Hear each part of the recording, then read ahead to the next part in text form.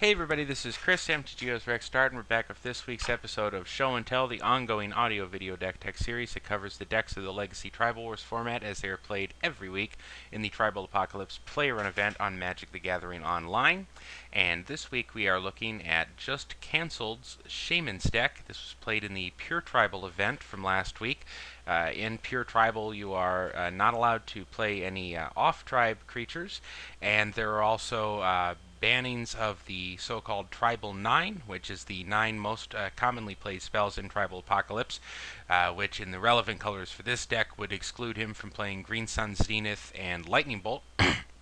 So that does explain the presence of Chain Lightning here instead of Lightning Bolt, for instance. But let's go ahead and dig right into it. This was a first place list, and I really like the deck design here, and we're going to have a lot of match replays to go over with this. But let's start down here at the 1-drop slot. Deathrite Shaman is an absolute all-star in any Legacy format. Certainly if you're using fetch lands, and although some of this mana base is a little EDH-y, he is definitely using some fetch lands here, and your opponents will. So he gives you some mana acceleration, and he also gives you a way to stay in the game against opposing aggro decks, or at least gives them something they have to kill pretty quick, or else they're going to have trouble. Of course, he disrupts graveyard-based combo decks and reanimator decks, which is extremely important in Tribal Wars, as those decks have been, while not an overwhelming percentage of the metagame, pretty much there every week. So it's something that you need to have, and one of the things I think makes the Shaman tribe strong is its ability to include Deathrite Shaman now in that capacity. Flamekin Harbinger is often seen in elemental decks, but of course some of the elemental shamans he can search up for here in this list include Rage Forger and also Ashling up there.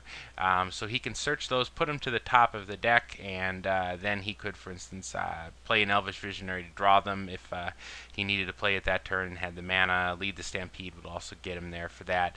But of course, this is a Fauna Shaman deck, so you have to watch putting something to the top, and then because you've got a shuffle effect here. So up here in the 2-drop slot, he's got Burning Tree Emissary, and I almost wonder why there aren't 4, because he has so many 2-drops. This is one of the more exciting shamans since the last time I played shamans in Jund colors.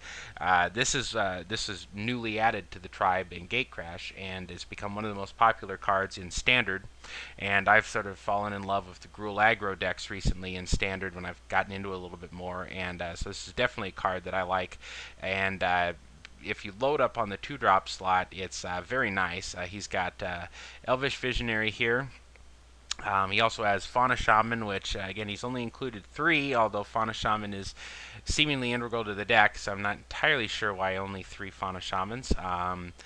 Wolf Skull Shaman as well, which another way to abuse the Flamekin Harbinger is you can put one of those guys on the top and get a guaranteed reveal there with Wolf Skull Shaman. And Bosk Banneret, which is not only nice to play off an Emissary if you have a really explosive start, but if you don't have an Emissary in your opener, Bosk Banneret has been for a long time the sort of reliable way for Tree Folk decks to get a big start, and doubles as that here, although the guys aren't as expensive as Tree Folk generally are.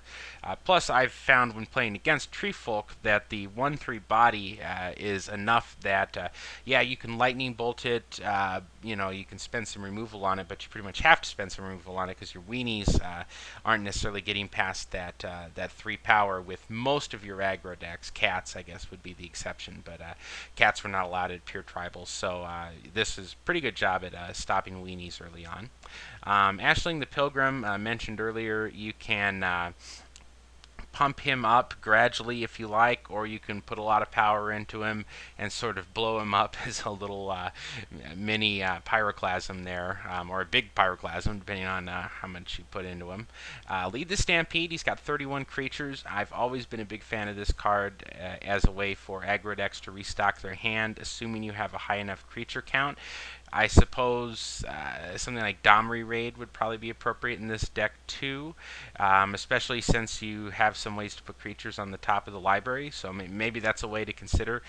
But Lead the Stampede gives you, a lot of better raw card advantage, and I've always been a proponent of it in aggro decks that tend to empty their hands and need to restock, recover from a board sweep or something. It's a solid plan in that regard. Rage Forger, not one that I've been a huge fan of myself. However, it does give you something to do with some of these guys like your Elvish Visionaries and whatnot. To A, make them a little bit bigger, and B, give them a little Hell Rider ability here. So it gives it a bit more explosiveness if he has a hand that's like Emissary into Elvish Visionary or something like that, and then next turn, bam, Rage Forger, and you're swinging for a bunch.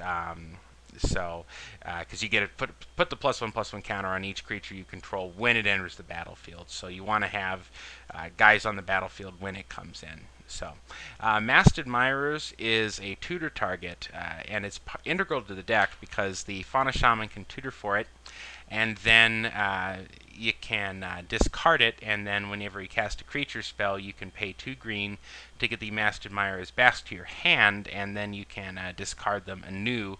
And so you don't get to that situation you sometimes get into with Fauna Shaman decks where you don't have anything to discard with the Shaman in order to fetch what you need to fetch. So the Masked Admirers is assuming you have 2 green open when you play whatever you fetched with the Fauna Shaman. You can always just get them back, pitch them again next turn. And not an enormous toolbox here. He has a Vampire Nighthawk for situations where that would be good. Largely, that you're talking there about in a format pure tribal where Lightning Bolt was not permitted, and Sword Splashes and Path to Exile were also not permitted.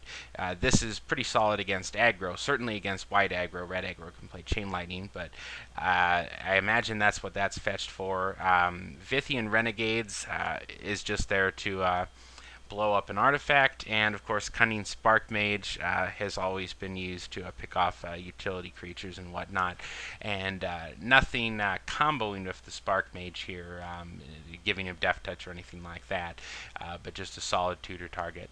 It was that way in Naya decks back in Alara's Zendikar Standard as well. Chain Lightning is sort of his Lightning Bolt surrogate here, since again the card was banned. And Arc Trail, which is a very solid card that you don't see, probably sees a lot less play than it should in Tribal Wars, given how much fast aggro there is. It's going to be a 2-for-1 in a whole lot of matches. Worst case to worst, it picks off one of their 2 drops or something and does an incidental damage to the opponent. So I like its inclusion there. Again, the mana base is a little all over the place. It looks very EDH-y. I'm thinking Just Cancelled must be an EDH player because it's a lot of singletons other than the 3 Arid Mesas and 3 Misty Rainforests. He's got some Shocklands, a Manland in here, a couple of Filter Lands. He's got a Reflecting Pool. But I do like the Treetop Village. Always nice, along with the Raging Ravine, give you a way to recover from a board sweeper in a deck that definitely wants to commit to the board. A Rage Forger deck needs to commit to the board. So I like that. And Barbarian Ring, way to poke through a couple damage at the end of the game. I've always enjoyed playing with Barbarian Ring. So anyways, that's a look at the deck. Now we're going to take a look in the subsequent videos at the deck in action with my commentary. We've got a lot of replays to get to, so let's hit it.